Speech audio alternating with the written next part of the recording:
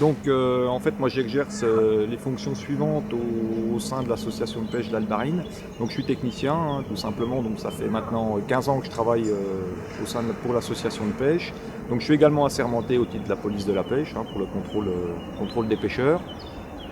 Et ce poste en fait a été validé à la fois par la communauté de communes et par la PPMA de l'Albarine, donc où on partage le temps de travail et également les frais financiers. En tant que personne assermentée sur les lots de l'association, donc le but c'est bien entendu la police de la pêche pour faire respecter la réglementation. Ça permet également beaucoup de faire passer une bonne communication entre le travail qui est fait sur le terrain par l'association tous les jours et puis aussi expliquer aux gens comment on voit les choses, comment ça évolue, et puis évidemment un contact permanent avec les gens. Généralement, les pêcheurs sont dans l'ensemble évidemment corrects. En 15 ans de service, on a dû à peu près poser 70-80 procès-verbaux en bonne et due forme. Les problèmes qu'on rencontre généralement, bon, c'est plus des problèmes de... Souvent, hein, on s'aperçoit que les gens lisent très peu la réglementation, hein, vont à la pêche les mains dans les poches et lisent très peu la réglementation. Et les plus gros problèmes qu'on rencontre, je dirais, c'est surtout les problèmes de respect vis-à-vis soit des tailles légales de capture ou du non-respect des parcours nautiques. Le poste de technicien, évidemment, prend le plus de temps sur le restant de l'année, puisque je travaille également pour la communauté de communes pour toutes les questions environnementales, notamment sur l'Albarine, puisqu'on vient de passer de 15 ans où on a réalisé plus de 20 stations d'épuration sur le bassin versant. Donc on a terminé il y a 3 jours avec la mise en service de la station d'épuration de Chalais, hein, la dernière du bassin versant, en rejet direct sur l'Albarine. Pour ce qui est de l'assainissement, donc le déclencheur, ça a été les financements de l'agence de l'eau, puisqu'on avait les équivalents de moins de 200 habitants qui étaient financés pour ce genre de travaux, sont en place depuis 2009. Donc depuis 2009, il a fait le temps bien sûr de monter le projet, de temps de chercher les financements, ce qui nous a amené jusqu'au 31 2012 où on devait effectivement avoir finalisé ce projet. Et les travaux ont duré du 16 mai 2013 jusqu'à aujourd'hui, puisque les pompes ont été mises en route il y a 3 jours de ça. C'est effectivement séparer les eaux usées des eaux pluviales et puis traiter ces eaux usées dans une station qui est située en entrée de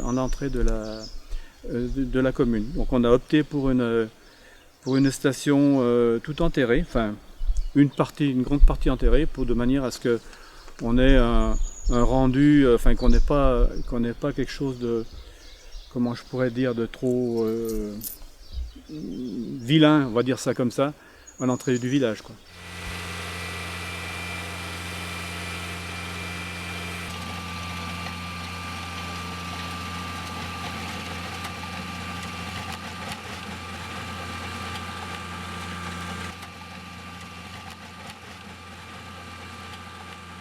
Le principe, c'est pratiquement le principe simplement d'une fosse septique. À l'échelle d'un village, puisque c'est un équivalent de 200 habitants. 200 habitants, pourquoi? Parce que dans le village, on est à peu près 130 habitants, mais ça en sachant qu'il y a quand même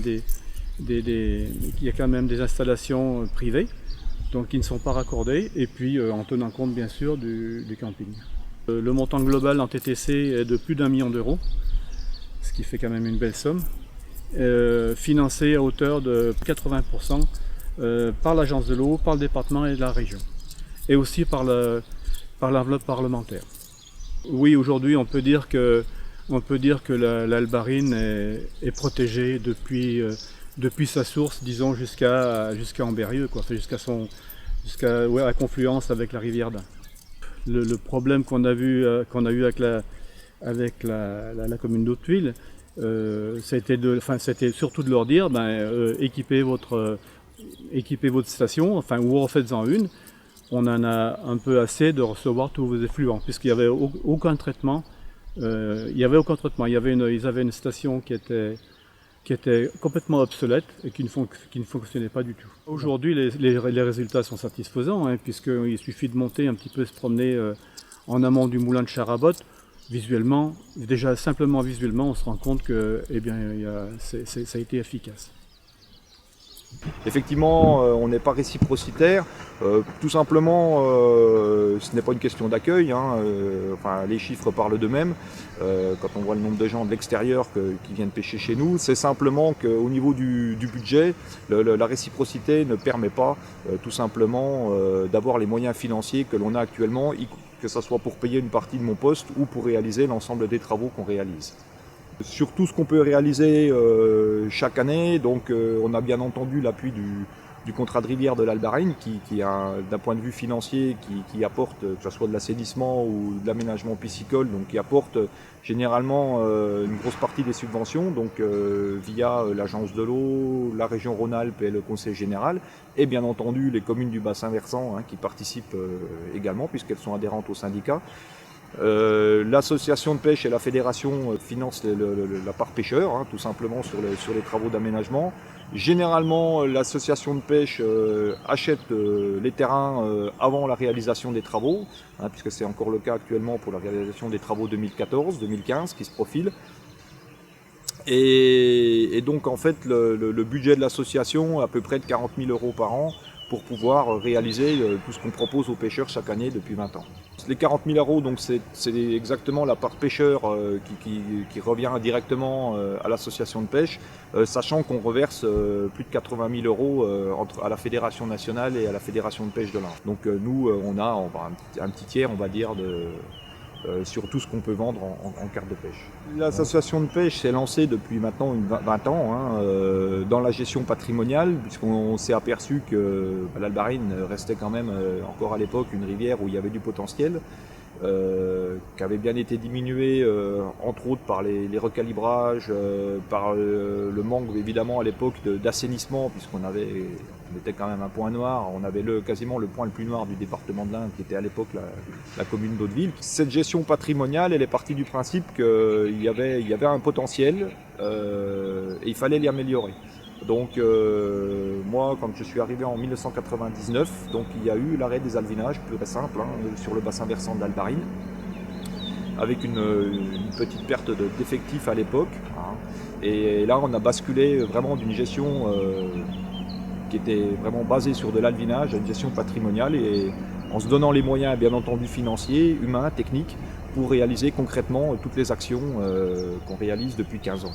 Dans le cadre de cette gestion patrimoniale, effectivement, donc il y a une espèce qui nous tenait à cœur, c'était l'ombre commun, puisque l'ombre commun avait disparu de l'Albarine suite notamment au recalibrage, aux pollutions, bien entendu, et également la création de barrages qui empêchaient la remontée de l'ombre commun à l'époque. Donc on a réintroduit l'ombre grâce à la pisciculture de Chazébon. Et donc on a réintroduit l'ombre à partir de 1997-99 avec très peu de poissons en fin de compte, des ombres entre 10 et 15 cm. Et donc ce poisson tout simplement a repris sa place grâce à la création sur du long terme de passes à poissons pour la franchissabilité des ouvrages. Et puis des réductions des pollutions au fur et à mesure des années. Donc l'ombre a tout de suite repris sa dynamique. Les populations se sont tout de suite installées. Aujourd'hui, ça fait 10 ans, 15 ans que l'ombre est vraiment implantée, qu'il y a une très bonne reproduction. Et puis donc que ce poisson-là a toute sa place avec des équilibres de population par rapport aux populations de truites, qui est tout à fait logique.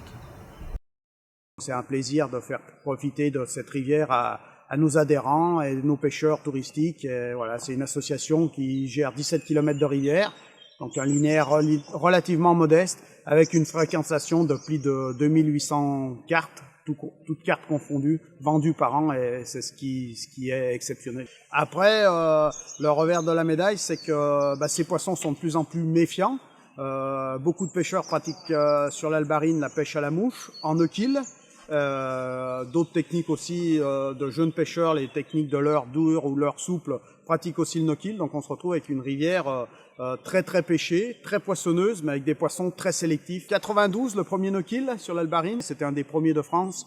Donc nos pêcheurs sont quand même rodés. Ça fait 22 ans. Voilà, le but c'est de pas pénaliser les pêcheurs, donc c'est pour ça qu'on les déplace régulièrement. C'est-à-dire que ceux qui veulent se faire plaisir sur les no-kill, ils les pratiquent. Et puis au bout de 2 ou 3 ans, suivant la taille des poissons, pour éviter d'avoir des poissons trop vieux, on les fait tourner, on les déplace. Là, on se sert aussi de nos parcours no-kill sur les secteurs qu'on aménage.